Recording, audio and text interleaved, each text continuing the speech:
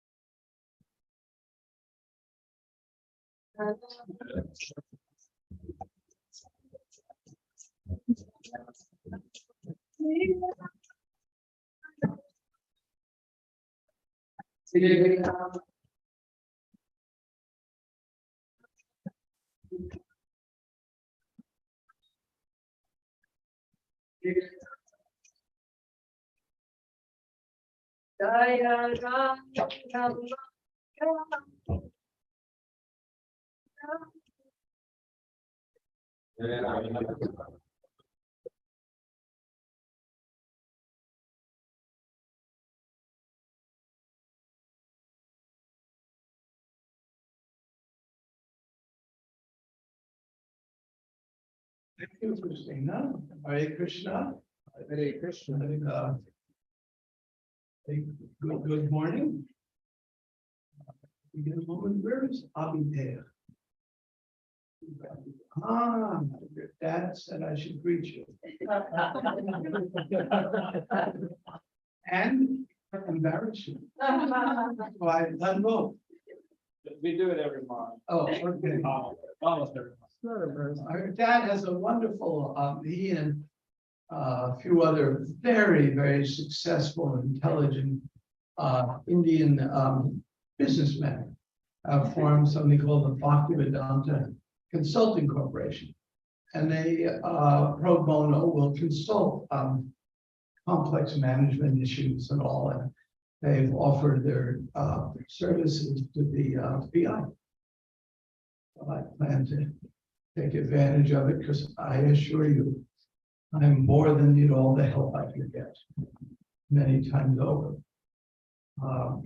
We'll also show a little video today. Oh, we'll begin. Om Namo Bhagavate Vasudevaya.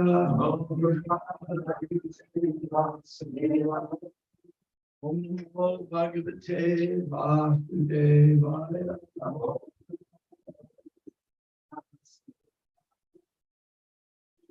Bhagavate Vasudevaya.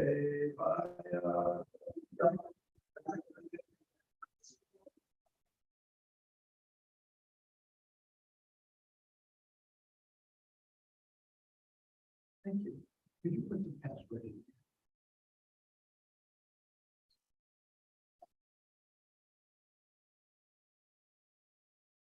So today is not reading from God who dances. Rather, it's just a Bhagavatam verse. And that is the right verse. So there's a context here. This is all in the 10th canto, which is found in Krishna book. What is the context? Well, the name of the chapter is Krishna teases Rukmini. Now, Rukmini is the principal wife of Krishna.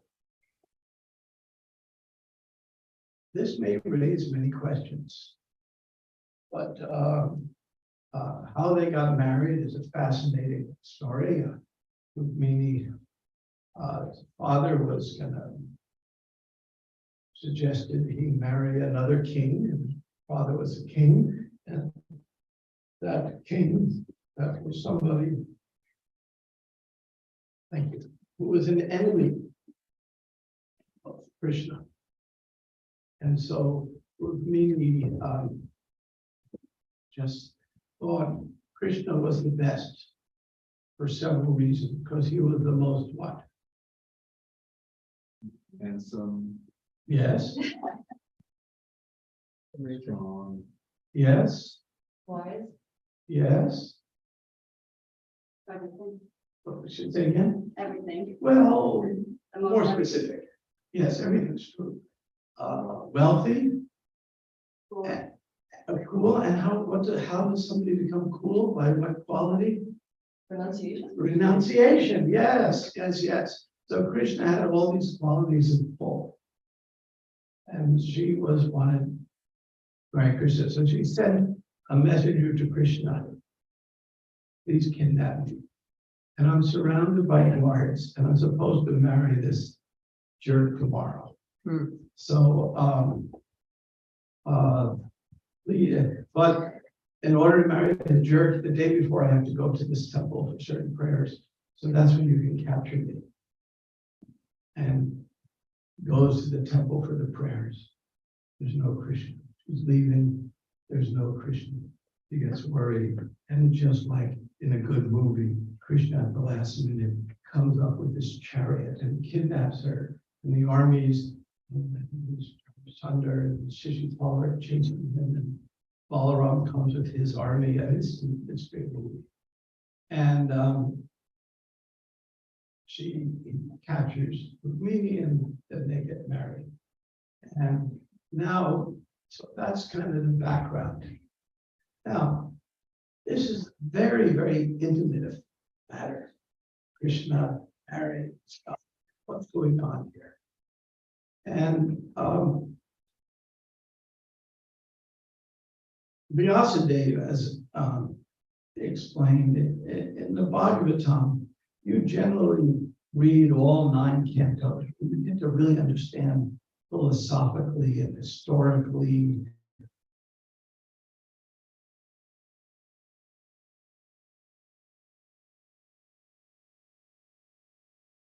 And by the time you get to the 10th canto, you understand there is a supreme person, and he's a person. And we start developing a relationship. One of the earliest books Prabhupada published was the Krishna book. And that was a strange thing to do, because the most intimate part of the Bhagavatam, and here he is putting it out to the public. In fact, Prabhupada wanted it so badly, he sent Shama Sundar, his assistant, to see George Harrison. And Shama Sundar and George Harrison were tight friends till George Harrison passed on. Just to give you an example, for the side, but George Harrison, Shama Sundar told me the story. He was putting out a new album way after the Beatles broke up, called Here Comes the Sun. Who has heard of that album?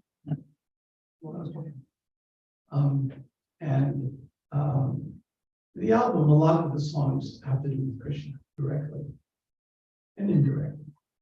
So he published, George Harrison calls up Shama Sundar and says, I got a song. I don't even know if I should include it in the album. What do you think? And he plays for him over the phone, Here Comes the Sun. Shama Sundar says, that goes on the front of the album, which is what happened. So that was their relationship. It started off very deeply as friend Shama Sundar and George Harrison. So Prabhupada says to George Harrison, to Shama Sundar, I want George Harrison to pay for the Krishna book because it was so important. And there was very little money side of that. And George reluctantly goes, Shama Sundar reluctantly goes to see George because his friendship was based on George was one of the most famous, richest people on the planet Earth at that time. He was. And Shama Sundar's friendship was he never asked George for anything, just his friend. just didn't ask him for anything. So, this another little aside story, because the Bhagavatam always has stories within stories, so I can follow along. When we were building the Alachua temple, there was one devotee, sorry, his name slips my mind. Face. Anyway, he passed on, but he designed and built the whole temple of Alachua. And every time Ambarish, who was living out in Alachua then, still goes to and important great grandson. Every time Ambarish would come out to the temple, and he would see Ambarish, he'd walk over and hand him $10. He said, everyone's always asking you for money. Here, take $10. And he was do it all the time. Ambarish told me that story. So similarly, Shamsundar never asked George for anything. So Prabhupada said, ask him, I want a Krishna book. It was that important. And Prabhupada knew about that relationship. And Shamsundar expressed his hesitancy. Prabhupada said, do it. So he went to see George Harrison. He's just talking to him. Says, we'd like you, Prabhupada would like you to pay for this Krishna book. It's very important. And George, is that book? Oh no, you're like the rest of them, coming to take my money. That's all you care about. And Shamas is becoming sheepish, wondering if I did the wrong thing or not. Then all of a sudden, there's a giant bolt of lightning, and all the lights go out in the house. And George Harrison says, that's Krishna, I'm supposed to give you the money. Okay. And it was done. And then the Krishna book came out. Now, why is that important? Because the Krishna book was such an early book that's out of order. It's not in the right order. You first study the 9 cantos, you practice sadhana bhakti, you do things, and then you get into the 10th canto, and Prabhupada's putting the 10th canto out right away. When I was in India, Prabhupada said, he said, what do I do to understand better? We have to read my books. But the Gita wasn't in India yet. The only first book I could get in India, the only one, was the Krishna book. It was so important. So what did Prabhupada do? How is it that Prabhupada put the Krishna book in the wrong order? He'd done all 9. Of course, he had the first canto done. But that was only the Indian edition, not the American edition. Just whatever he could fit in the trunk. Then he put out Krishna book. Why? Well, because Krishna book incorporates all the lessons of the 9 cantos into one book. Prabhupada, through this miraculous presentation in English, he captured all the essence of 9 cantos, put it in there. And why was it important? Well, there's a reason why it's important. And every morning when we get up, we offer this prayer to Prabhupada. And in that prayer, we say to Prabhupada, there are 2 words in that prayer that tell us why the Krishna book was so important to come out so early. What are the 2 words? Oh, who said that? Very good. Perfect. Oh, that was well done. So, Nirvishesha Sinyavadi, we're basically impersonals. Even in our own society, we'll treat each other very impersonal. Impersonals is a real enemy. And Krishna as a person is the key. I'll give you an example. At the Bhaktivedanta Institute, we have a great network we're developing of friends. There's different organizations around Galileo Institute, Noetic Institute, Moody Institute, International Conscious Research Lab. These are all made up of PhD scientists of some renown who all accept that the world is not physical, that they're dualists. The mind is different than matter. It's exercised through the brain, but it's not the brain. They all believe in the same thing. So if we have a network work together, one of the more prominent of the organizations just asked me to join their board of directors, which is very good for relationships among all these groups. Yet, when I listen to their talks, they almost all end up in something called panpsychism.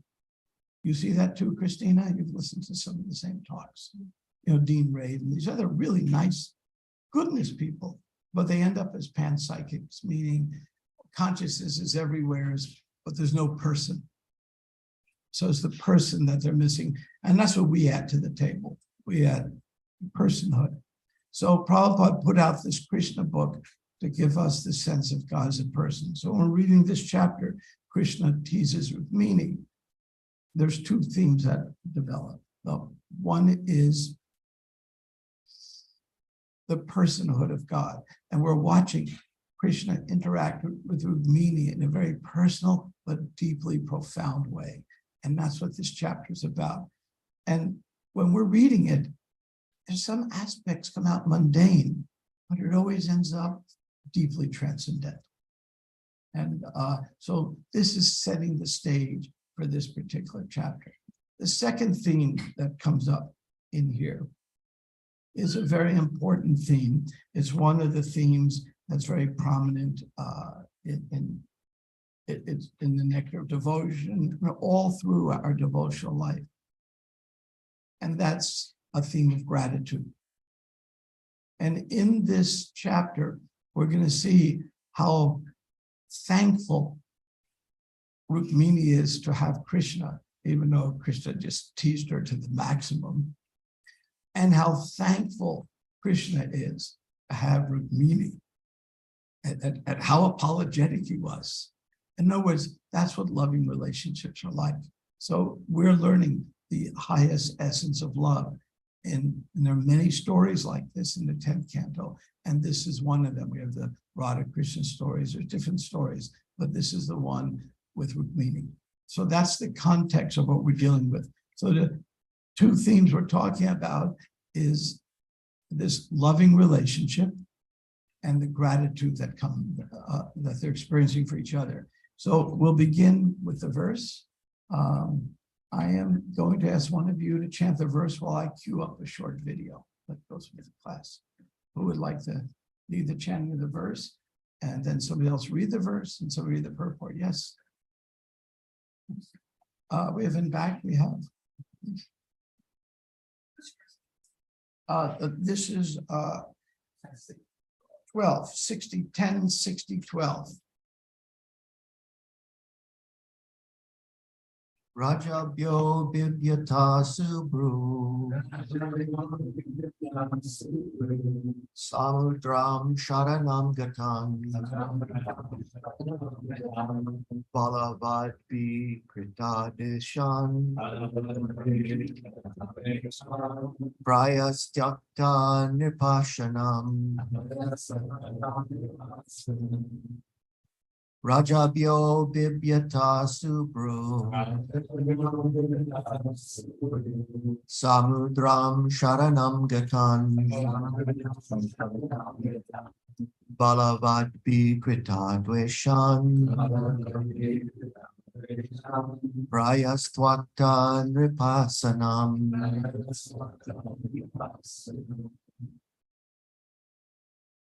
Rajabhyo Bibyata Subru Samudram Sharanam Gatan Balavadvi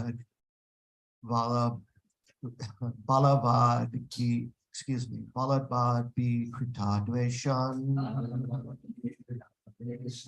Prayastvakta Nripasanam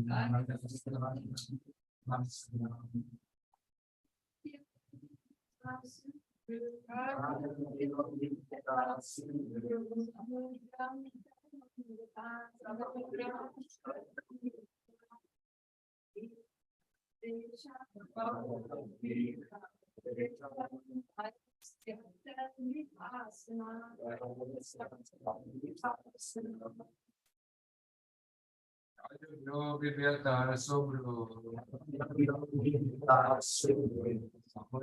Sharanam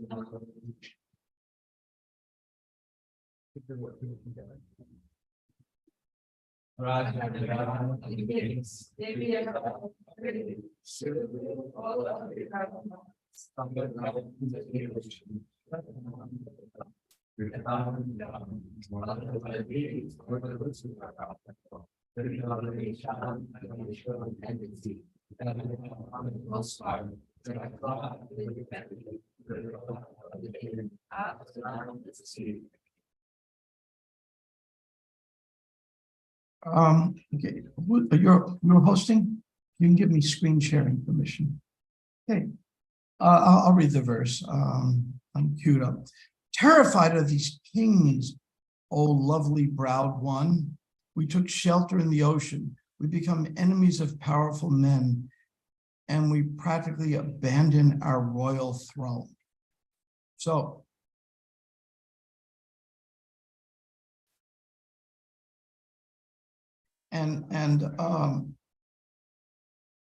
Sri Vithanath Chakravarti comments on this verse. The Lord's mentality here can be understood as follows. When I gave Rukmini a single flower from the heavenly Parijata tree, Satyabhama showed such a torrent of fury that I could not pacify her, even by bowing down at her feet. Only when I gave her a whole Parijata tree was she satisfied. Rukmini, however, did not display any anger, even when she saw me give Satyabhama the whole tree.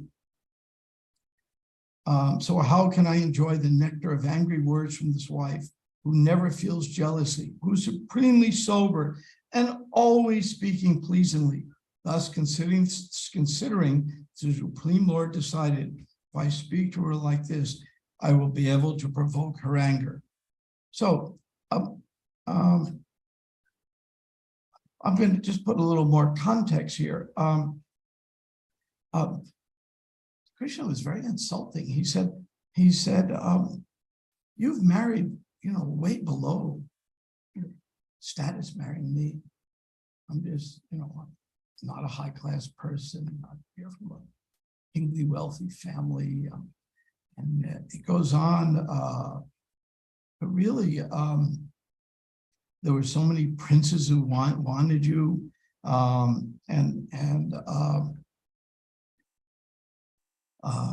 marriage and friendship, Krishna says, are between two people who are equal in terms of their wealth, beauty, influence, physical appearance, capacity. In other words, you should be equal, but never between a superior and an inferior.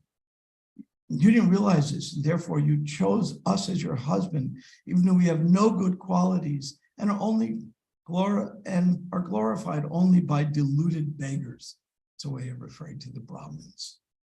Now you should definitely accept a more suitable husband than me. A first-class man, the royal order, can help you achieve everything you want, both in this life and the next. Kings like Shishupal, Salva, Jarasandha, these are all happen to be demons, turns out. I wish to dispel the arrogance of these kings that I carried you away.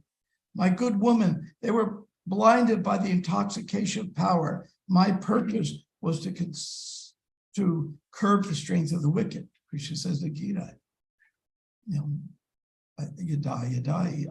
I've come to, how does that verse translate? Thank you.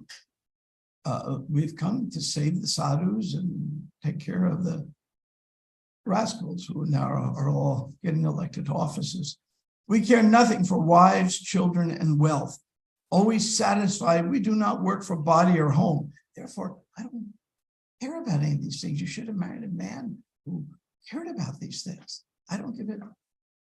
You know what? And you do know what? Rukmini had thought herself especially beloved by the Lord because he never left her company. By saying these things, or he vanquished her pride, and then he stopped speaking. And Rukmini was so upset. And she had never heard such unpleasantries from her beloved, the Lord of universal rulers. She became frightened. She actually fainted. And when she fainted, Krishna had to assume his forearm form to lift her up with two arms and stroke her hair and hold her with the other arms. She was so upset. She was so fearful that Krishna says, I was just teasing you. I wanted to see your anger. But she didn't show anger. She didn't show anger. She just said, this is how Krishna feels. What can I do? She just showed the deepest love. And that's what is being taught here. Then they go on to have a discussion, show how grateful they are for each other. It's a beautiful discussion in the chapter. And Rukmini was fully satisfied and understood that his words had been spoken in jest. So she gave up her fear, not her anger, that her beloved would reject her. And then they speak. A very interesting thing happens. Then Rukmini turns around everything Krishna says what you said is really true. And what you said is really just showing your greatness and how much I love you, because you are detached. You're not like any of these kings, and turns it all around. And in fact, Rukmini wins the argument. It actually defeats Krishna. And we find this is extremely common in the Bhagavatam, where Draupadi, Kunti, the list goes on, where the woman actually philosophically defeats the man. Very common theme. Sometimes we get a different impression, but that's not what the text tells us. So this is what's going on here. And I think there's one more verse near the end I'll look at. Oh, I mean, it's beautiful how Rukmini is just praising Krishna and being grateful. And then Krishna expresses his affections and for Rukmini, and the gratefulness is overwhelming. So, and so the self-satisfied Supreme Lord of the universe, enjoyed with the goddess of fortune, engaging her in lovers' talks, and thus imitating the ways of human society. The Almighty Lord Ari, preceptor of all the worlds, behaved like a conventional householder in the palace of his other queens, performing the religious duties of a family man. So, Krishna is looking mundane, but it's all transcendental. And this is, why does Krishna come in human form? Well, one is his original form, but he has many forms. Could come 4 arms or whatever. He comes to attract us. And he's showing us what the ideal loving relationships look like, and he's showing it with great gratitude. With that, I'm going to give you one of my favorite songs growing up in the Jewish tradition. I'm going to play for you. It's the ultimate Jewish song of gratitude, which is sung every year at, well, what's the Jewish holiday that corresponds to Jesus' Last Supper? Passover. It's a tradition that was followed in Jesus' time. It was an ancient tradition. So at that time, I don't know if they sang this exact song, but they might have, but it's a song of gratitude. And since this verse is about gratitude, and it's Easter this week, and it's Passover this week, I thought I would give you the Judeo-Christian's my favorite song of gratitude, sung in a modern way.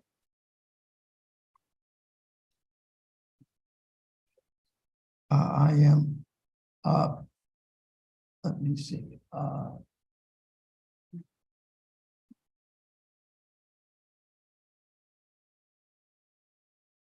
Okay, now I just have to share a screen here.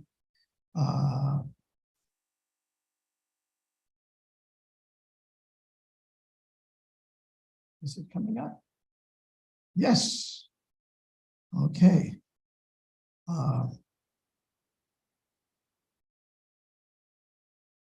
but I made a mistake.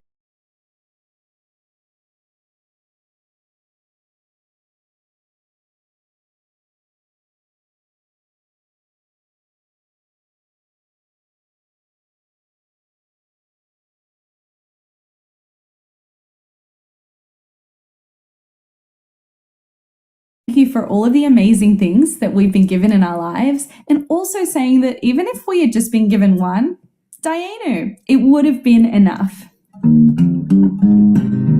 Now, I'm from Texas, so we're going to give this Dayenu a bit of a Texas swing. Y'all ready? A 1, 2, 3. Ilu hotsi anu mi Mitzrayim hotsi anu mi Mitzrayim Dayenu Dayenu Dayenu Dayenu Dayenu Dayenu Dayenu Dayenu Dayenu Dayenu Ilu natan lanu et hashabat natan lanu et hashabat Dayenu Dayenu Dayenu Dayenu Dayenu Dayenu Dayenu Dayenu Dayenu Dayenu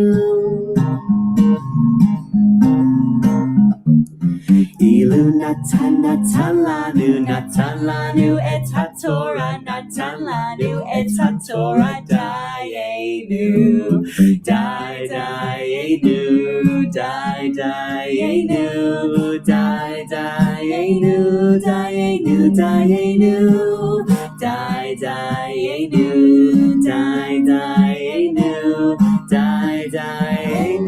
Dayenu Dayenu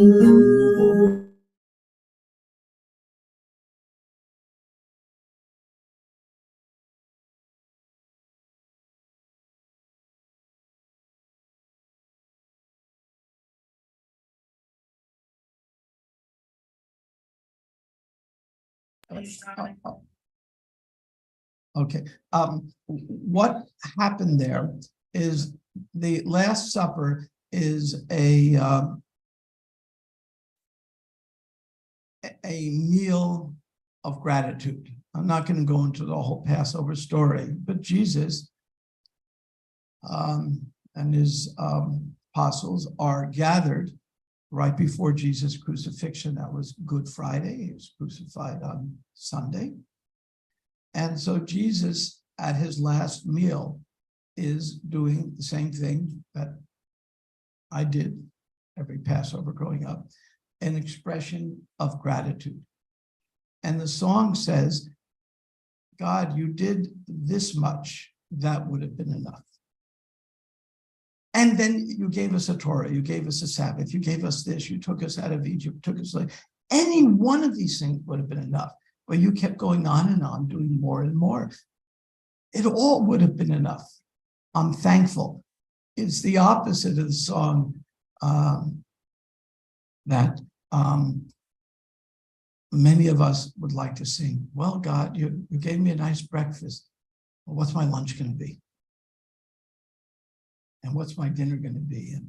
And you gave me a nice spouse, but what are my children going to be? What's this? It's hankering. It's the opposite of hankering. It's saying, I've enough. In Sanskrit, I think the word santosh means that, I believe. Enough. Is that right? Excuse me? Satisfied. Satisfied. Yeah, santosh is satisfied. Enough. So the idea is that that's enough. So here we're saying, God, I'm not asking for anything. So I told you this story before, but I'll tell you, I'll repeat it because it's worth mentioning, and maybe there's some who haven't heard it. Some years ago, a wonderful Tulsi Rani, who knows her? She's in New York, married to Ramachandra, and they lived in Krishna house. Rupachandra, Ramachandra, it's all the same. It's all one. So Rupa Chandra was getting his PhD here, and Tulsi Rani was rendering service, and it turned out to be love at first Krishna lunch. So they were about to get married, and when they got married, she had a dilemma. Now he's from an Indian Christian family from Singapore. She's from a Jewish family, and her father had died. And she kind of promised her father a Jewish wedding when she would get married. And her mother was reminding her of that. And if you know anything about Jewish mothers, they're very good at reminding. Expert. Shruti Sarkar lived in Israel for a while. He's extremely familiar. What? Yeah. That's right. You would be my mother who does the same thing.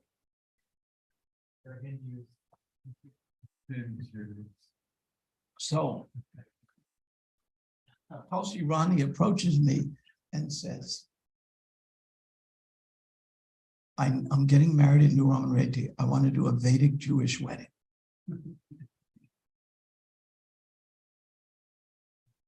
So I said, well, so Chaturapma would do the Vedic side and I would do the Jewish side. And I studied hard for this. I had Hanan, who used to run Krishna lunch from Israel, go over all the mantras with me, Jewish mantras, and get it right. I had to give a sermon and dressed up in the appropriate rabbinical gear and went out to New Ramanuja. And there we have this joint wedding. Were you at that wedding? With this joint wedding. And then the wedding went very well. Her mother was very satisfied. I have pictures of it, but I should have queued that up ahead to show you the Chaturapma and Vedic outfit, meaning the Jewish outfit with the parents. It's quite nice. And then as soon as the wedding was over, I didn't even stay for the feast. I had to run to the airport, fly to New York for a meeting with Radhanath Swami. And as soon as I walk in to see Radhanath Swami, he says to me, so I understand you just did a marriage. News travels fast in ISKCON. I said, yes, but I'm disturbed by it, Maharaj. I'm really disturbed by it. Because I found the Vedic part, so-called Vedic is correct way, of asking, God, give me this, give me that, give me this, give me. I want 100 children and this and that, whatever it is. Just, I want to be blessed for all these things. And the Jewish part was, in fact, there were 7 vows in the Hindu part and 7 vows in the Jewish part. They're very identical. But all the 7 of Jews, what can I do for you? What service can I offer you? And I said, I found the Jewish part much better, philosophically. And he said, of course, what we do is all karma kanda stuff. It's not real Vedic stuff. When we do all this asking for something from God, it's all, that's what karma kanda is. This is the karma kanda part of the Vedas. And some of the Old Testament is a little strange. It's as if God had an anger management problem. And some of the Old Testament has great bhakti in it. And same thing with the New Testament. There's bhakti everywhere. And so he's saying the ceremony you were doing hit upon the bhakti aspect of the tradition. So that's the key is gratefulness of how we can be in this. Rukmini and Krishna end up so grateful. They end up in this lover's quarrel because Krishna says you should have married higher up. And then she, instead of getting angry, just collapses. And then he says, well, I'm just teasing you. And she goes on to say how you are the highest and I did marry the best. And he goes on to say, yes, but I could not have done anything better than you. And they just offer gratefulness to each other. That is called loving exchange. And the in the Bhakta Asamrita Sindhu, one of the qualities of Krishna is listed number 17 is being grateful. And I'll just read a little piece of it here. Krishna feels a great obligation to his devotees, and one is the example of dealing with Jambavan. When Lord was present as Ramachandra, Jambavan, the king of the monkeys, rendered faithful service to him. When the Lord appeared again as Lord Krishna, he married Jambavan's daughter and paid him all respects that is usually given to superiors. Of course, that's long time from Ramachandra to Krishna. An honest person is obliged to his friend if some service has been rendered. Since Krishna is Supreme Personality, how can he forget an obligation to his servitor? And Krishna is like that. So when any of you feel like Rukmini in despair, oh, has Krishna forsaken me? That's what she thought. Just remember, Krishna is always there with you. He's always in your heart. He's always your well-wisher and friend. And that's why the Krishna book came out. So we have that personal relationship with God. So I'm going to stop here if there are any questions. I have another story to tell, but first I want to see if there are questions, comments, reflections, criticisms, good joke of the day. Oh, Vaninath, my friend, Haribol. Vaninath is a very special devotee. I'll praise him. Most of you won't know it, but he's been president of so many centers, saved Krishna Lunch, saved New Raman Reti. The amount of service he has done is very unknown, but very appreciated. It's hard to calculate how much he's done in this lifetime. So many different services, each done with dignity. Prabhupada Priya.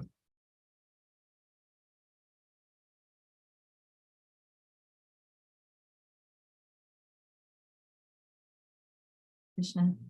Okay. Prabhu, I'm just wondering if you were ever at a marriage ceremony that was conducted by Srila Prabhupada, and whether he did, like what he did, because I can't imagine Prabhupada doing like a karma kanda ritual. He did. I wasn't, but I've seen it in Yadabhar's films. The marriage, and a very simple, short, sweet fire sacrifice. We stretch out these ceremonies so long. So Hriday Namraj, Guru Prasad Swami, and I went to a wedding in Oklahoma. And the grandparents, father was a disciple of Hriday Namraj, wife a disciple of Guru Prasad Swami, Gujarati family. And the granddaughter was getting married. And we're like the family priests, all of us. So we went to the wedding. Actually, I went to the engagement party. And the engagement party, there were 1,500 guests invited, because the father was the president of Indian Hotel Owners of America, which are all named what? What's their last name? Patel. And I get on the stage. I have to give the blessings to the bride and groom. The other Maharajas weren't there. And I began, wait, before I have blessings, I have an important announcement to make. Mr. Patel, you left your car lights on. But most of them didn't get it. They were all named Patel. So then we're at the wedding. And the room is full. And we're given 3 honorary chairs in front with higher backs. And, the usual, it was a little sadhu treatment. So we're sitting there and the ceremony is going on and on and on. And the room is packed. But we're in a row in front of all the other rows. So we can't see behind us. Finally, after a while, I turn around and there is no one in the room but us. They'd all gone out into the lobby. I'm going to trade you a day's in for, 2 Motel 6s and, whatever's going on. And we're the only ones sitting there. No one is there. Not the family, not anyone but us. So I poked Maharaj, Guru Prasad, he poked Hriday Maharaj, and they look back and we're out of there as quickly as we can. And it goes on and on and on. Even the people there couldn't stand how long it went on. So when Prabhupada was here, there was short, sweet ceremonies, a little talk. It was like a normal wedding. I mean, I've been to many, many weddings, Christian weddings, Jewish weddings, pagan wedding. I've been to every different kind. And they're usually short, sweet ceremonies. This idea of going on and on for days and days, that's another tradition.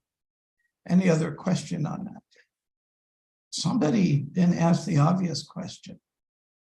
I read a paragraph here. What was weird about the story of Jambavan? Something weird about it. Did they pick up on it? Yes.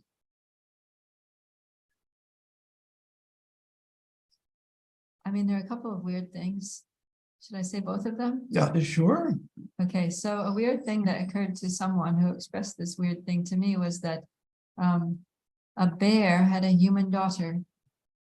Another weird thing is that human daughter, she was just kind of handed over to her would-be husband and didn't seem that she had any choice in the matter, any say in the matter. She was just like, here you go. That was a good fight. Here's a gift for you. Well, on the latter one, I'll just comment briefly that there's a science of matching up people. For example, let's say I have a prize cow or horse. I'm going to breed it very carefully. So the horse or cow that comes out gives a lot of milk or runs faster. There's a whole science.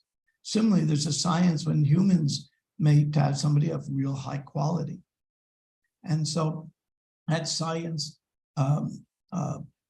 uses astrology and other methods of compatibility. Even nowadays, if somebody wants to get married, they can run not only astrologically, run compatibility surveys. We take these surveys, and are you likely compatible or not? This famous psychotherapist, John Gottman, a brilliant guy, has written surveys that are very predictive. Will the marriage work or not? Are they compatible? So there was a science done outside the science of chemistry. When boy and girl meet each other, there's all that endorphins come. Oh, I love thee not. I love, so much poetry and all the endorphin, but getting past the endorphin stage, I mean, that's natural, it's normal. I'm not saying it's something terrible, but it's not a good way to make decisions. And so therefore there's a science. So they accepted the science as introduced by the elders. Generally, we don't know that science very well now. So we do a hybrid in which many times ISKCON will recommend, oh, this might be a good match, this might not be, but it's always up to the individuals to decide. And even Prabhupada tried doing matches and realized it's not going to work in the West. So he said, okay, I'm out of that business. I'm a Swami. I have an excuse. So it goes, but what about Jambavan being a monkey and then generations later, there's a human? How did that work? I was wondering if someone would pick up that weirdness. Well, let me give you two answers. One, I don't know, because I don't know the details, and I'd have to study the commentaries of the Vaishnavas. I'm sure I'm not the first one to ask that, and see what the commentaries, Sridhar Swami, Vishnu Chakravarti, they'll discuss these things. But I didn't look that up. But I did attend a class of Satchidananda Swami's yesterday. That was one of the most, anybody listened to that class yesterday? Broadcast by the New York group of, I forgot what they're called. They're the Enneagram teachers, New York, Rasanath, Hari Prasad. And it's a brilliant class. So I'll tell you, Trudy, do I have 3 minutes for a story? Okay. So Satchidananda told this story that kind of answers some of the Jambavan issue, at least partially. And this story is so incredible. And I can't tell it anything like he did, but it's a true story. I know it to be true and amazing. And Radhanath Swami has similar stories. So these, would anybody like to hear a story of great mystical proportions beyond your imagination? Something that would make a great sci-fi movie. So I'll tell the very brief version. It's recorded, you can all hear it. Satchidananda Swami is up in the Himalayas, not high up, but in the Himalayas, sitting on the bank of the Ganges on a rock, meditating. He went there to chant. And he was staying in an ashram in the Himalayas. And this area, the Ganges, is surrounded by jungle. The jungle goes almost up to the bank. And then there's paths to the village where he's staying. And on the day before, he saw a tiger and got very nervous. And the locals said, don't worry, these are not like the Bengali tigers. They don't bother people. In fact, they sometimes even protect us. It's strange. So he wasn't worried. And he went solo. He does this, sit by the Ganges and try to get real deep with the holy name. He is expert at getting deep with the holy name.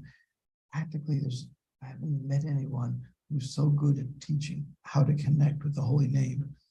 Who was going to be in New Vrindavan for his seminar, May 17th? Anybody from here? I am. Okay. Oh, Christina, you'll be there. Yeah, it's really special. I've been about 4 times. So he's sitting on the bank the next day after the tiger, and he hears some twigs breaking in the woods. What could that be? Then a lot of twigs. Then a lot of twigs. I mean, tigers don't go around in groups like that. You're wondering what it is. Then out of the woods comes this giant monkeys. I forgot the name of the kind of monkey. Langur monkeys. They're very big and kind of whitish gray. No, the mystery part hasn't come yet. We're getting to the Yeti. And they come out and a whole, what do you call a group? I don't know. There's a name for a group of monkeys, but oh, I know, we call it fraternity. Yeah. So anyway, so they come out, this group, and here's all the, you heard all this, you're getting nervous. What's coming from the woods? And there's, I don't know, maybe a few dozen of them. I don't remember how many come out of the woods, and they're ferocious. And he is sitting on the rock that they use to get their drinks from the Ganges. So he is in their territory and he's not supposed to be there. This is our territory. And they're angry. They have big teeth and they're baring their teeth. And he goes, I'm in trouble. What can I do? I can throw a rock, but then they'll all attack me. And then there's another, the biggest of the monkeys was ahead and sitting on a rock nearby. And all of a sudden he yells, he's king of the monkeys. And all the monkeys stop because he's the boss. It's like if Shruti Sarkar yelled at you, would you all stop what you're doing? And I probably wouldn't. Okay, so I stopped. And then he doesn't know what to do. What does Satyananda Swami do? The monkeys are all sitting there. They're calm now. And the other monkey is sitting there, yelled, and they stop. So he says, okay, I'm going to go back to my meditation. And today that meditation was working on the sacred symbol Om. And so he goes to chanting Om. Om.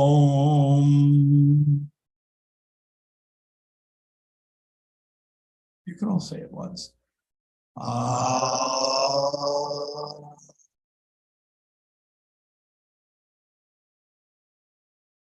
One more time.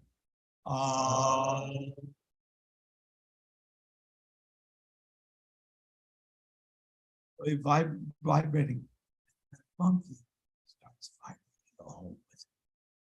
Monkeys don't talk. And they have some way of making sound, but not human vocal cords. And the monkey is saying Om with it.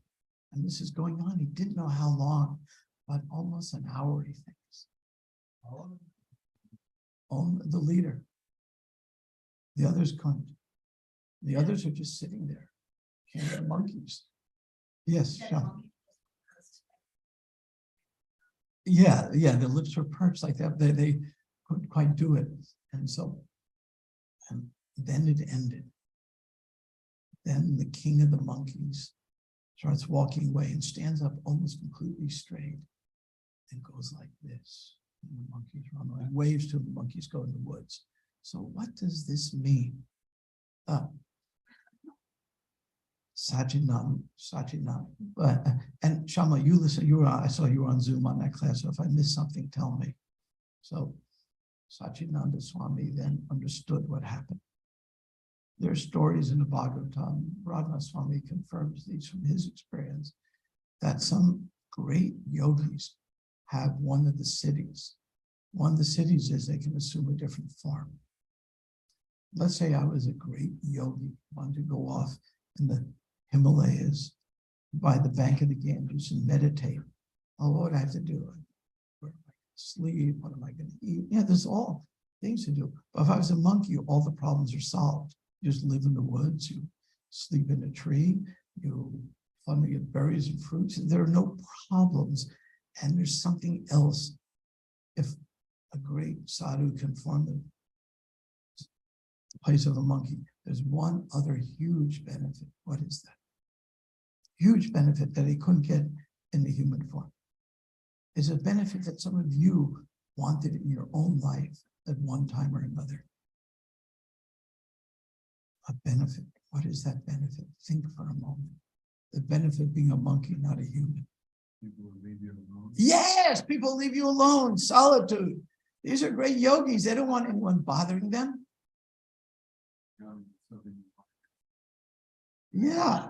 Well, every one of us want to be, I love humanity. It's people I can't stand.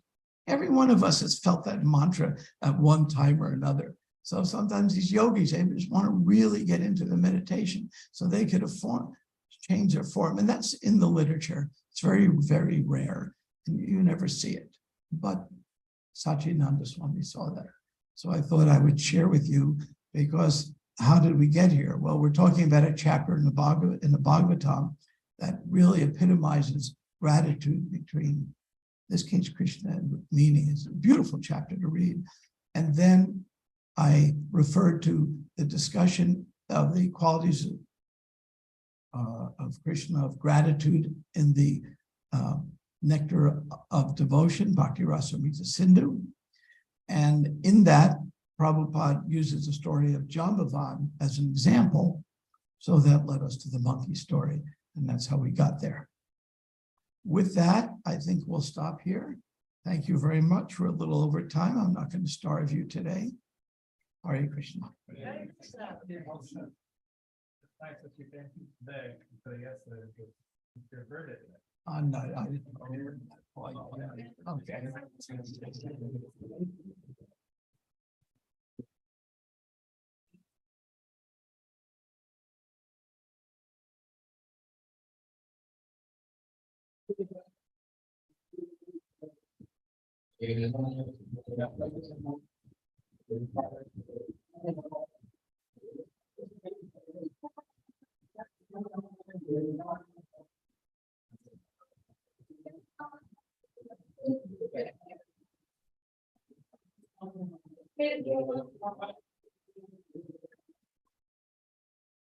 Thank you very much. Much appreciated. Krishna, it feels good to be 39. Brahmatirtha was been involved with Krishna House, Krishna Watch for so many decades. You were involved when you were the one with the devotees who bought this house, right? Swami and I negotiated the deal on it. We had no money, and somehow we bought this house. And we bought it, and it was it was one of the few times that I had great joy making a real estate agent cry. Yeah, with Raj. Yeah, you know him. And Vadinath was involved with this too. He was president of the farm when we bought the house. So he was president of New Ramanreti, all 8 of us out there.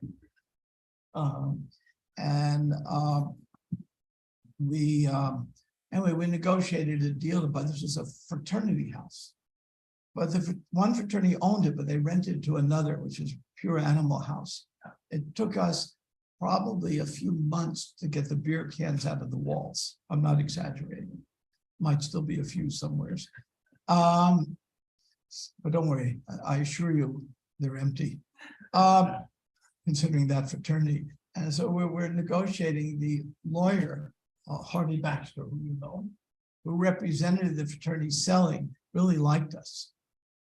And we didn't have, and we were still, after we did a first, second, third mortgage, we didn't have any money. We just pieced it together somehow. $100,000. It was a lot then. So we went and did a behind the scenes with the owner's representative, Harvey Baxter. And he was like a senior attorney in town at the time. We said, Harvey, we don't have a real estate agent. You do. Usually there's a buyer and a seller agent. So the seller, he should give back half his commission. He said, you're right. I'll make him do it. So we went to the closing and $2,500 was that amount. And he had agreed to the real estate agent, Mr. Riles, and then we're there and he says, I just can't do it. My broker won't let me do it. We can't do it. So I said, okay, we can't do the deal. And with that, he had the check in his pocket the whole time and took it out. And we bought the house as he's crying over his $2,500. And you don't want to see other people suffer, but in this case, that is okay. And that's how we got Krishna House, the original house. And eventually, when Sabyachachi was, and then Kalakanta bought additional properties to make the whole thing, but that's the original house. Okay, with that, we'll stop here. Thank you for the birthday greetings. Thank you for having me at class. Hare Krishna.